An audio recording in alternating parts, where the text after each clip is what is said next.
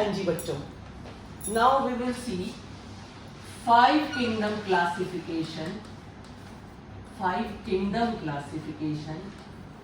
given by R.H. Whittaker, right? In 1969. इसके बारे में एक एक बात बहुत इंपॉर्टेंट है, ये बिल्कुल भूलना नहीं, इस चीज को हमने ध्यान रखना बच्चों। सबसे पहले तो ये R.H. Whittaker, who gave 5 kingdom classification? R.H. Whittaker, when in 1969. Or you can be asked like this, R.H. Whittaker gave which classification? That is 5 kingdom classification. ठीक है, चलिए अब हम देख लेते हैं क्या है कैसे है। सबसे पहले इसमें कैसे डिवाइड किया लिविंग ऑर्गेनिजम्स को, ये मैं बहुत ही सिंपलेस्ट वे में करवाऊंगी तुम्हें, सारे जितने भी लिविंग ऑर्गेनिज्म। फर्स्ट उसका क्राइटेरिया जो उसने यूज किया ऑन द बेसिस ऑफ, चलिए इसी से लिखते हैं, सेल स्ट्रक्चर।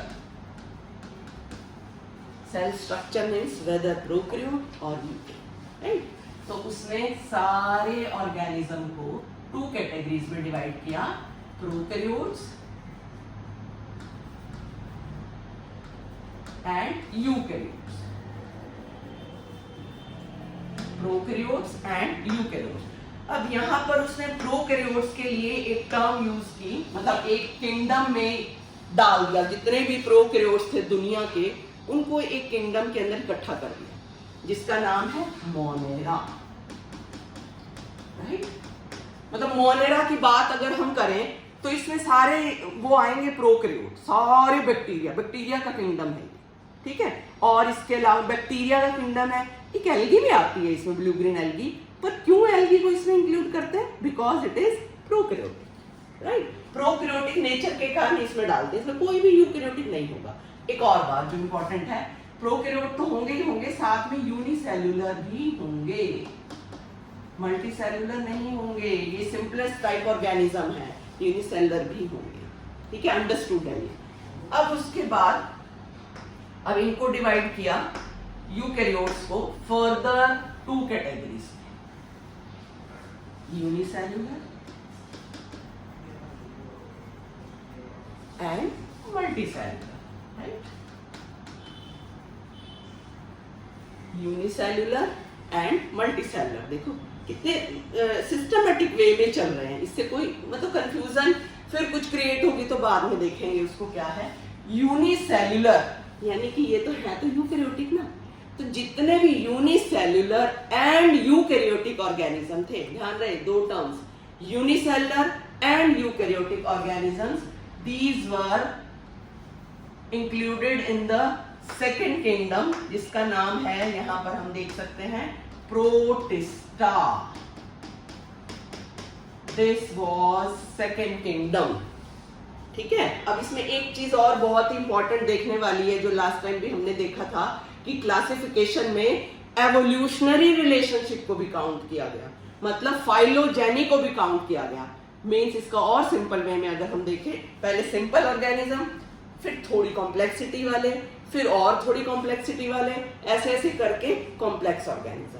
या तुम कह सकते हो पहले प्रिमिटिव ऑर्गेनिज्म, प्रिमिटिव तो प्रोकैरियोट ही है, फिर उसके बाद थोड़ी कॉम्प्लेक्सिटी आई, प्रोकैरियोट्स मतलब not well defined nucleus, without membrane, without nuclear membrane genetic material, right? फिर उसका न्यूक्लियर मेम्ब्रेन आ गई, न्यूक्लियर मेम्ब्रेन से प्रॉपर न्यूक्लियस बन गया, वेल डिफाइंड न्यूक्लियस वाले होंगे ये वाले यूकैरियोट्स वाले, ठीक है? इसमें वेल डिफाइंड न्यूक्लियस होगा, इसमें विदाउट न्यूक्लियर मेम्ब्रेन, ठीक है? क्लियर है? तो इसमें सारे प्रोटिस्टा आ गए।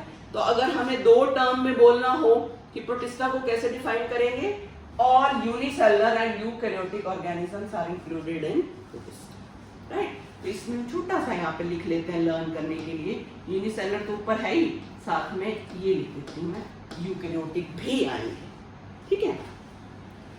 अब मल्टीसेल्युलर को डिवाइड किया 2 कैटेगरीज में। एक और चीज यहाँ पर मैं लिखना भूल गई, यहाँ पर ये आना चाहिए बच्चे, हाँ चलो इसी से लिख देते हैं। यहाँ पर किया, ये सेल स्ट्रक्चर था, cellular organisation, whether unicellular or multicellular. Cellular organization. ठीक है? अब यहां पर जो थर्ड कैरेक्टरिस्टिक लिया वो था nutrition. Nutrition. On the basis of nutrition, autotrophs and heterotrophs, दो कैटेगरी डिवाइड कर दी एनिमल्स में, autotrophs and heterotrophs. Right. Autotrophs के लिए उन्होंने एक टर्म यूज की, मतलब एक किंगडम में डाल दिया सारे ऑटोट्रॉफ्स, ओनली ऑटोट्रॉफ्स को, means plants which can make their own food, which can produce their own food. सारे प्रोड्यूसर्स आ गए इसमें. तो इसके अंदर हम देख सकते हैं ये कौन से आई ग्रीन से करते चलिए. फोर्थ किंगडम कह सकते हैं, थर्ड किंगडम कह लो, प्लांटी. राइट. इसमें सारे प्लांटी आ गए. चलिए ये हो गया हमारा. अब हम हेटेरोट्रॉफ्स को भी देख लें. हेटेरोट्रॉफ्स को भी आगे डिवाइड किया, दो कैटेगरी में क्यों डिवाइड किया ये देख सकते हैं. हेटेरोट्रॉफ्स को क्यों डिवाइड किया, देखो उसने सारा बहुत ही सिस्टमैटिक वे में किया है. एक किया उसने, देखो हेटेरोट्रॉफ्स में दो, हम हेटेरोट्रॉफ्स में आते हैं. राइट. तो हम क्या हैं, इंजेस्टिव मोड ऑफ न्यूट्रिशन वाले, इंजेस्टिव मोड ऑफ न्यूट्रिशन, और यू कैन से होलोजोइक. जितने भी एनिमल्स हैं वो सारे इसमें आएंगे. तो इसका मतलब इसके लिए उसने जो किंगडम बताया वो ये था, जितने भी एनिमल्स हैं वो इसके अंदर आने वाले हैं. वो क्या है, एनिमेलिया. Fourth kingdom animalia. ठीक है. और करेक्ट. अब इसके अंदर कौन से आए, इसके अंदर उसने जो बोला वो नेक्स्ट जो हम देख सकते हैं वो सारे के सारे आए सैप्रोफिटिक. सैप्रोफिटिक मोड वाले, सैप्रोट्रॉपिक भी बोल सकते हो, सैप्रोफिटिक मोड वाले, विच depend on dead organic matter. ठीक है. डेड ऑर्गेनिक मैटर के ऊपर जो डिपेंड करने वाले हैं उसको किस किंगडम में रखा गया, उसको रखा फंजाई. उसके लिए दिया फंजाई. ये देखिए अब ये वाला नया किंगडम दिया किसने, आर.एच. व्हिटेकर. राइट. तो सबसे पहले देखो एक बार रिवाइज कर लेते हैं फटाफट. All living organisms divided into two categories, prokaryotes and eukaryotes on the basis of cell structure. Then these and all prokaryotes, they were put in a single kingdom, that is Monera. Then eukaryotes further divided into two categories, unicellular and multicellular on the basis of cellular organization. Then unicellular eukaryotes were put in a single kingdom, that is protista. Then multicellular organism further divided into two categories on the basis of nutrition, that is autotrophs, they were put together in plantae. Heterotrophs again divided into two categories on the basis of their type of nutrition, that is ingestive mode of nutrition, also called as holozoic, and these are put together in animalia. This is animalia. Just a second. Animalia. Right. And next, saprophytic mode of nutrition, they were put together in fungi. Right.